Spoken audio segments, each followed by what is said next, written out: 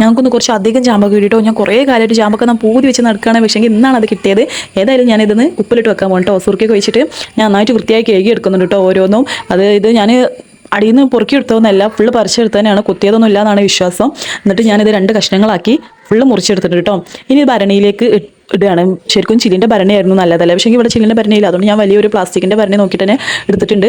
ഒക്കെ അതിലേക്ക് ഇട്ടിട്ട് മേലെ മുളകും ഉപ്പും മേലെ ഇട്ട്, ശരിക്കും അതിൻ്റെ ഇടയിൽ തന്നെ നമ്മൾ ഉപ്പിട്ട് കൊടുക്കേണ്ടായിരുന്നു. നമുക്ക് അപ്പോൾ അത് ഓടിയില്ല. അതുകൊണ്ട് ഞാൻ മേലെ തന്നെ ഉപ്പിട്ട് കൊടുത്തിട്ട്, മുളക് ഞാൻ ഇതിലേറെ ഇടാൻ പ്രതീക്ഷിച്ചിരുന്നു. മുളക് ഇപ്പോൾ ഇത്രയും അവൈലബിൾ ഉള്ളൂ ഫ്രിഡ്ജിൽ നോക്കിയപ്പോൾ. അതുകൊണ്ട് ഞാൻ ഉള്ള മുളക് എടുത്തിട്ടു. പിന്നെ കല്ലുപ്പാട്ടിട്ടത്, കല്ലുപ്പും പിന്നെ ഒരു പകുതിയോളം സുറുക്കി ഒഴിച്ചു. പിന്നെ ബാക്കി വെള്ളം ഒഴിച്ച്, ചുടുവെള്ളമല്ല സാധാ വെള്ളം കേട്ടോ.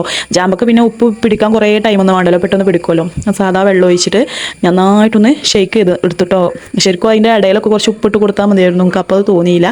ഇത് നല്ലതായിട്ട് ഷെയ്ക്ക് ചെയ്തെടുത്തിട്ടുണ്ട് കേട്ടോ. അപ്പോൾ ഇതാണ് നമ്മളെ ജാമ്പയ്ക്ക ഉപ്പിലിട്ടത്. രസമല്ലേ, തിന്നാനുള്ള രസമുണ്ട്. ബാക്കി ഇത്തിരി വന്നിരുന്നു. ഞങ്ങളത് അപ്പം തന്നെ മുളകും ഉപ്പും സുറുക്കിയൊക്കെ വെച്ചിട്ട് അപ്പം തന്നെ അതും തിന്നു. അപ്പോൾ അത്രേ ഉള്ളൂ കേട്ടോ. നിങ്ങൾക്ക് ഇഷ്ടമായെങ്കിൽ സബ്സ്ക്രൈബ് ചെയ്യാനും ലൈക്ക് ചെയ്യാനും മറക്കല്ലേ. താങ്ക്